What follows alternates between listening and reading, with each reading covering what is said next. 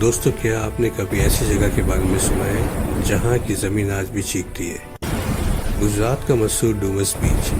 दिन में यहाँ पर्यटकों की भीड़ होती है, लेकिन जैसे ही सूरज ढलता है यहाँ का नज़ारा पूरी तरह बदल जाता है।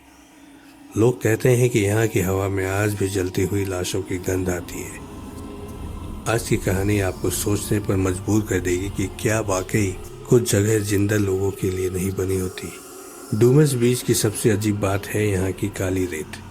वैज्ञानिकों के पास अपने तर्क हो सकते हैं, लेकिन स्थानीय लोग कुछ और ही कहते हैं। सदियों पहले यह जगह एक हिंदू शमशान घाट हुआ करती थी। कहा जाता है कि हजारों लाशों की राख इस रेत में मिल गई, जिससे इसका रंग काला पड़ गया। यहाँ की मिट्टी सिर्फ मिट्टी नहीं, बल्कि मरे हुए लोगों के अवशेष हैं। यही वजह है कि यहाँ की रेत को घर ले जाना बेहद अशुभ माना जाता है। सूरत के रहने वाले एक करीबी दोस्त अंकित ने हमें अपनी आप बीती सुनाई। अंकित अपने दोस्तों के साथ एक रात चैलेंज के तौर पर बीच पर रुक गया और रात के करीब 1:30 बज रहे थे। सन्नाटा इतना गहरा था कि उन्हें अपनी धड़कनें सुनाई दे रही थी।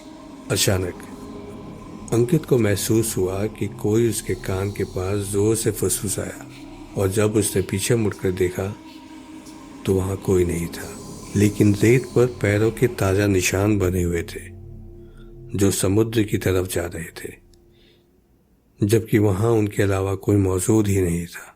डूमस बीच पर वॉकिंग ट्रैक के पास कई लोगों ने अदृश्य सायों को चलते देखा है, और यहाँ के कुत्तों का व्यवहार रात होते ही अजीब हो जाता है। वे खाले अंधेरे की तरफ देखकर रोने लगते हैं। सबसे डरावनी बात यहाँ यह है कि कई लोग जो रात में यहाँ अकेले टहलने गए वे कभी वापस नहीं लौटे, और पुलिस रिकॉर्ड्स में यहाँ कई मिसिंग पर्सन्स के केस दर्ज हैं जिनका सुराग आज तक नहीं मिला।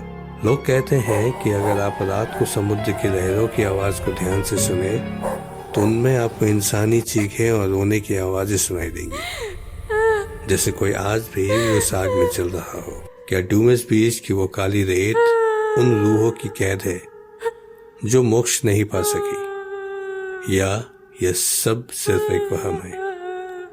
सच जो भी हो, पर एक बात तय है, सूरत के लोग आज भी रात को इस बीच की तरफ अकेले जाने की हिम्मत नहीं करते। अगर आप कभी सूरत जाएं तो डूमस बीच जरूर देखिएगा, पर याद रहे सूरज ढलने से पहले लौट आना ही बेहतर है।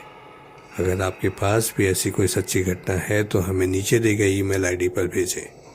सुरक्षित रहे, सावधान रहे।